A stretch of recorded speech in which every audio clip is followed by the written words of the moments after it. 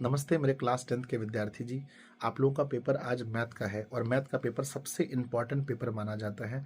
याद रखिएगा, जीवन में हमारी मेहनत का बच्चों एक भी कतरा जाया नहीं जाता है। अगर आप मेहनत किए हैं तो उसका एक एक चीज़ बच्चों आज के पेपर में हो सकता है, आज के बाद जीवन में आपको कहीं ना कहीं यूज मिलेगा।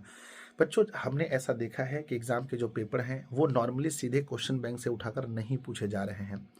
क्वेश्चन में बच्चों चेंजेस लाए जाते हैं। हो सकता है यहाँ पर दो चीज़ें हैं, या तो आज आपका पेपर बहुत इजी पूछा जाएगा, या तो आपका पेपर बच्चों ऐसा होगा जहाँ पर आपको पेपर मॉडरेट होगा, लेकिन आपको देखने में एक नज़र में जब आप पेपर देखेंगे तो आपको पेपर देखने में हार्ड लगेगा।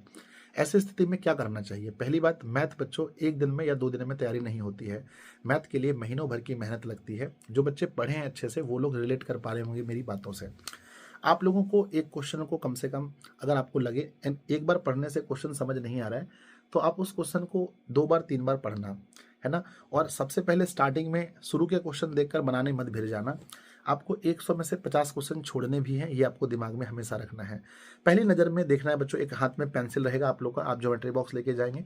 जितने ऑब्जेक्टिव क्वेश्चन बन सकते हैं डॉट डॉट डॉट डॉट सब में लगा लेना, हल्का सा बिंदा बिंदा मार देना। एक नज़र में मान लो कि आपने लगभग 100 में से 30 क्वेश्चन है जो ईजिली बन गए। अब 20 क्वेश्चन के लिए आपको संघर्ष करना है, या अगर 40 बन गए तो 10 क्वेश्चन के लिए आपको संघर्ष करना है।